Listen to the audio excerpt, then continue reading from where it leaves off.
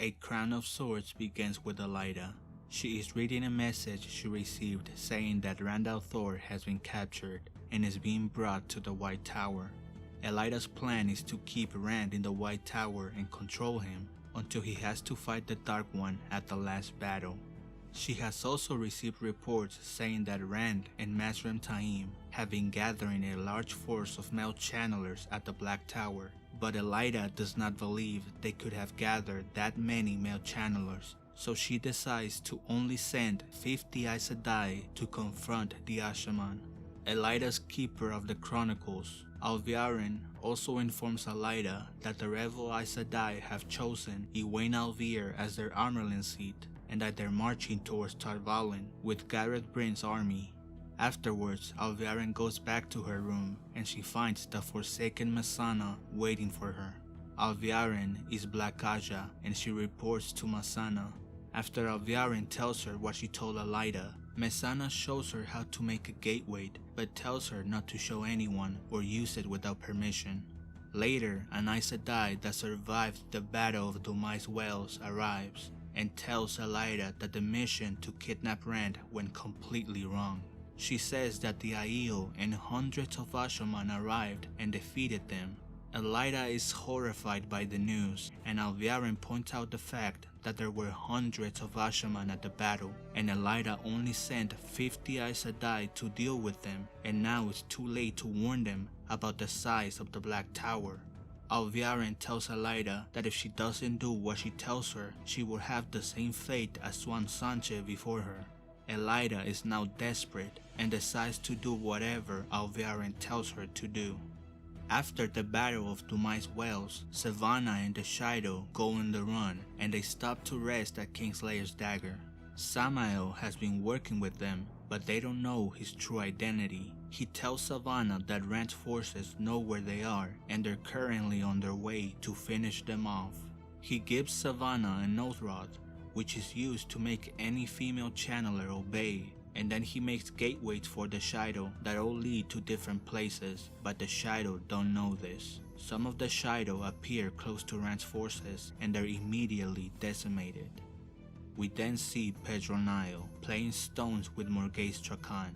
His spy master, Omerna, arrives and gives him a message that says that the rumors of the White Tower split are true.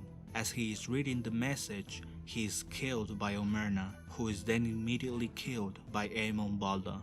Aemon Balda and Rada Masunawa have been plotting against Pedro Nile, and they turned Omerna against him. Balda becomes the new Lord Commander of the Children of the Light, and he makes Morghese renounce all of her titles. He also abuses Morghese by taking her to his bed, and after a while, Morghese begins to give up on life. One day, her bodyguards, Talambor and Basil Gill, arrive to inform Morghese that they saw people riding a giant bird, and Morghese doesn't believe them, but then a battle begins and the One Power is used during it. After the battle, some men with strange armor arrive and they take Morghese to speak to a woman by the name of High Lady Suroth. Lady Suroth knows who Morghese is, and she tells Morghese that they are the Seanchan Empire, and after she explains who the Seanchan Empire is, she tells Morghese that they have already taken over Tarabon and now Amadisia, and that if she still wants to be the Queen of Andor after they take over all of the nations, she has to swear fealty to the Seanchan Empire.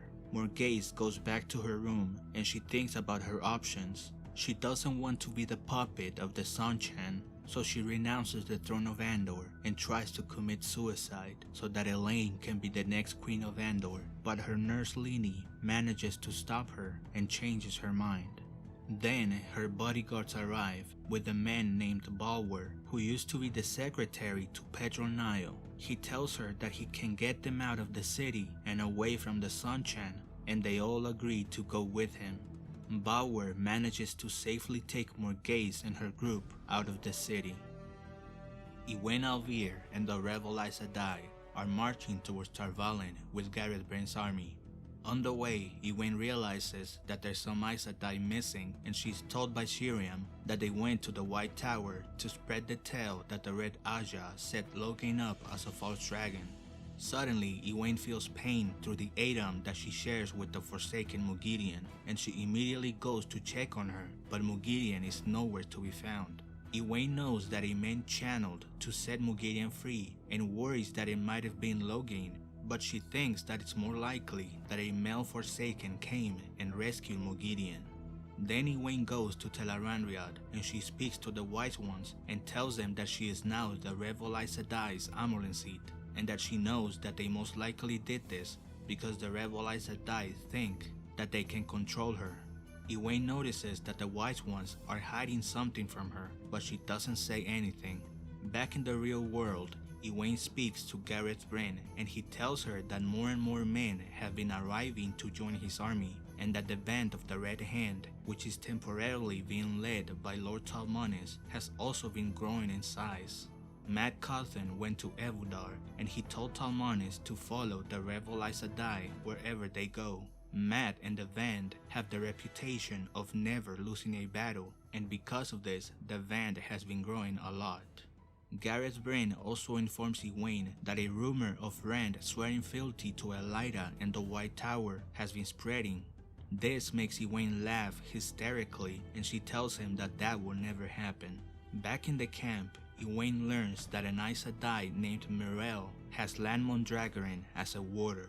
Egwene knows that Myrelle made Lan her warder without his consent, which is a very serious crime. But if this wasn't done, Lan would have probably died after his bond with Moiraine broke. Egwene also knows that Lan and Nynaeve are in love, so she decides to give Lan a new purpose in life, and she sends him to Evudar to keep Nynaeve safe. In Evudar, Nynaeve, Elayne, and Aviendha are still searching for the Bowl of the Winds, but so far they haven't found it. Aviendha suggests asking Mat for help since he is ta'veren, but Nynaeve refuses for some reason. Eventually, Nynaeve accepts and sends Birgitte to tell Mat to help them search for the ter'angreal. They then go to speak to the Sea Folk about helping them use the Bowl of the Winds once they find it. They know that in order to use the Bowl of the Winds, they need a circle of at least 13 channelers. And since they know that some of the Sea Folk can channel, they go to ask for their help. The Sea Folk know what the Bowl of the Winds is and say that they have been looking for it for a long time, but before they agree to help, they say that a deal needs to be made about the use of the ter'angreal. So the two groups begin to work on the terms. Mat is very frustrated with Elayne and Nynaeve because they keep on leaving without him to search for the Bowl of the Winds. On the street, he spots a woman that he recognizes from somewhere. Then he remembers that the woman is a dark friend that tried to kill Rand and him when they were heading to Caemlyn in Book 1. Mat follows the woman to a house that, according to an old man, belongs to Jaqen Caredon, a White Cloak ambassador. Jaqen Caredon, also known as the man that calls himself Bors, is the White Cloak but also a dark friend. Samael appears to him and reminds him of his mission to find the stash of hidden ter'angreal in the city. Caredon tells him that his quest has become difficult because there's Aes Sedai in the city. Samael decides to help Caredon with this issue and says that he will send someone to deal with the Aes Sedai. Mat goes to the Queen's Palace to warn Elayne and Nynaeve about Jaqen Caredon, but he doesn't find them. He meets Queen Tylin and he tells her about Caredon, but she quickly changes the subject and she tries to seduce him. The next day, Birgitte goes to speak to Mat about helping them find the Bowl of the Winds. Mat recognizes her as one of the Heroes of the Horn that he summoned after he blew the Horn of Valir at the Battle of Falme in Book 2. After the two speak for some time, they decide to go out drinking. The two become good friends, and when Birgitte returns to Nynaeve and Elayne, she tells them that Mat will only help them if they apologize to him for the way they treated him at the end of Book 3 when he rescued them from the Stone of Tyr. According to Mat, they didn't even say thank you, and Elayne realizes that it's true, so she agrees to apologize to him. But Nynaeve cannot bring herself to do it, but eventually she agrees. The next day, they go to the inn where Mat is staying and they apologize to him. Mat accepts their apology and agrees to help them find the Bowl of the Winds. As the girls are leaving, the innkeeper stops them and tells them that she doesn't believe that they're Aes Sedai and that they could get in big trouble if the real Aes Sedai ever found out. Setel tells them that she can take them to a place where they can be helped with this issue, and they decide to let the innkeeper believe what she wants because she might actually take them to where the Ball of the Winds is located. The innkeeper takes them to a place called the Kin, where they find multiple women that can channel. Elaine and Nynaeve tell them that they are Aes Sedai, but the women of the Kin don't believe them and they decide to kick them out. Elaine returns to the palace and finds out from the rebel Aes Sedai staying there that the White Tower has always known about the Kin, but they keep it a secret. The tower sees the Kin as a good thing because they take up women that have failed to become Aes Sedai or have ran away from the tower for different reasons. With this information, Elaine and the rebel Aes Sedai go back to the Kin, and after the Kin finally accept her as an Aes Sedai, she tells them that the White Tower knows about them. This shocks the Kin, and they're scared that this may mean an end to them, but Elaine tells them that they will be allowed to become Aes Sedai, which makes them very happy. Elaine finds out that there's about 2,000 members of the Kin, and one of them is over 400 years old. When she asks them if they know where the Ball of the Winds might be, they say that they know of a secret stash of ter'angreal which might contain the crystal ball. Meanwhile, Nynaeve is on her way to speak to the Atha'n'Mier when suddenly Moghedien appears and destroys the boat she is in. Nynaeve sinks and gets trapped in the boat. She is unable to breathe, and after struggling for air, she gives up and completely surrenders because she thinks she's going to die. When she does this, her block is broken and now she is able to channel whenever she wants. She is then saved by Lan, who arrives just in time, and after saving her, he explains where he's been. Nynaeve tells him that they should get married, and when they arrive with the Sea Folk, they get married in a Sea Folk ceremony. Afterwards, Elaine and the rebel Aes Sedai go with the Kin to where they say the Ball of the Winds might be. They're joined by Lan, Nynaeve, and Mat, who is accompanied by some of his men from the Band of the Red Hand. Mat tells them that Queen Tailen has been forcing herself on him, but the girls don't take him seriously. When they arrive at the location, they're attacked by a new kind of shadow spawn that is almost invincible. The creature is immune to the One Power and is very fast and can also get into any space without any problem. The creature kills several of Mat's men and 2 of the Kin, but Mat manages to hold his own against it, and when it touches Mat's medallion, the creature begins to scream. Mat figures out that his Foxhead medallion is the only thing that can harm the Shadow Spawn, so he starts to use the medallion as a weapon, and he takes the creature to a room with no way out, but the creature still manages to get away through a crack in the wall. After everyone recovers from the attack, Elaine finally finds the Ball of the Winds and they return to the palace where they are joined by the Sea Folk. Birgitte knows what the creature is and she tells Mat what she knows. Mat tells everyone that they need to leave immediately because the creature will return. He tells them what Birgitte told him, that the Shadow Spawn is a golem and it was created during the War of Power to kill Aes Sedai. It is immune to the One Power and can sense when someone is channeling. It can also go through any cracks because it has no bones. After Mat finally convinces them to leave, the Kin take the group to a farm outside of Ebudar. But Mat stays behind because Olver has gone missing and Mat goes out into the city to look for him. When he arrives at the city, he finds it under siege by the Seanchan. Mat is attacked by a Soldam and her Damani, and a wolf falls down on him, and now he is trapped in Ebudar. Finally, we have Rand. In the aftermath of Dumai's Wells, Rand and Mazrul and Taim argue over who should look after the Aes Sedai that have sworn fealty to him. Taim says that the Asha'man should be the ones that look after them, but Rand decides to give the Aes Sedai over to the Wise Ones. Taim accepts Rand's decision and he tells Rand that he should at least have one Asha'man as a guard. Rand accepts and he randomly chooses an Asha'man named Dashiva. Dashiva makes a gateway to Cairhien and they all return to the city. In Cairhien, they learn that a noble by the name of Colliver has been crowned the Queen of Cairhien. When Rand goes to the palace, he finds Colliver sitting in the throne, and she refuses to give it up. But after Fail reveals that Colliver was planning on breaking her oath of fealty to Rand, she is sentenced to death. But Rand cannot bring himself to see another woman die because of him, especially after so many of the maidens died for him in Dumai's Wells. So he decides to instead strip Colliver of all of her titles and lands and exiles her to a farm where she will live the rest of her life as a commoner. Afterwards, Rand goes to speak with the clan chiefs and they discuss what to do with the Shaido that survived Dumai's Wells. They are interrupted by Berlain, who is angry with Rand because he has decided to send her away to Mayenne after she was attacked by an assassin. Rand doesn't think she is safe in Cairhien, but Berlain disagrees and she refuses to leave. Suddenly, an Aes Sedai by the name of Cadsuane arrives. Cadsuane is a legendary Aes Sedai that many believe dead. She speaks to Rand as an equal and shows no fear towards him. Cadsuane asks Rand if he has begun to hear voices, which makes him very angry because he has been hearing the voice of Lewistherin Telemon.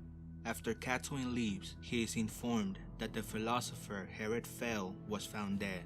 Min then arrives to tell Rand more bad news, but first Rand informs her that Heret Fel was found dead and says that he thinks it was probably a Shadowspawn that killed him, but he doesn't know why. Then Min informs him that Colliver was also found dead, but that she committed suicide by hanging. Rand now feels responsible for the death of another woman, and Min is very sad about the death of Heret Fel because he was a close friend of hers. The two embrace each other and then they have sex. Afterwards, Rand and Perrin get into a very heated argument, and Rand uses the One Power on Perrin and then orders him to leave the city immediately. This turns out to be a fake argument and is just a ploy for Perrin, his group and Berlain to leave Cairhien without anyone suspecting a thing. Rand has given Perrin a secret mission. He is to go to Gildam and find Masema, who calls himself the Prophet of the Dragon, and bring him and his forces back to Rand.